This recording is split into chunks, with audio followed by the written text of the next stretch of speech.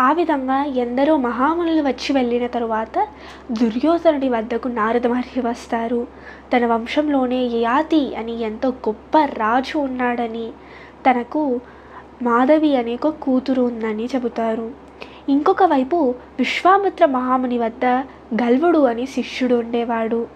ఈ గల్వుడు తన శిష్యరికం అయిపోయిన తరువాత విశ్వామిత్రునికి ఏదైనా గురుదక్షిణ ఇవ్వాలి అని విశ్వామిత్రుల వారిని గురుదక్షిణ ఏం కావాలి అని అడగగా, విశ్వామిత్రుల వారు తెల్ల గుర్రాలు వేటికైతే నల్ల చెవులు ఉంటాయో అటువంటివి 800 గుర్రాలు కావాలి అని కోరుతారు.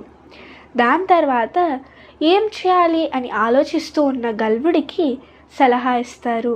ఏమని అంటే, నువ్వు గొప్ప రాజుల వద్దకు వెళ్ళి ఈ విషయం గురించి అడుగు అని. తను అదే విధంగా చేస్తాడు. ఆ విధంగా యయాతి మహారాజు వద్దకు వస్తారు. అయితే యయాతి మహారాజు తన నిస్సహాయతను తెలుపుతారు.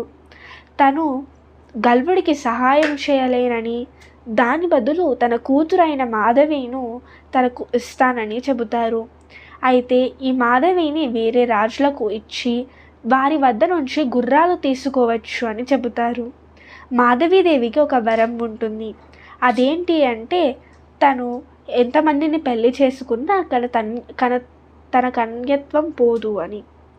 అయితే ఆ విధంగా మాధవిని తీసుకొని గల్వుల వారు వెళ్తారు. దాని తర్వాత ఏం జరిగిందో తెలుసుకోవాలి అంటే నెక్స్ట్ వీడియో చూడండి. ఇలాంటి మరిన్ని వీడియోస్ కోసం please like, share and subscribe. Thank you.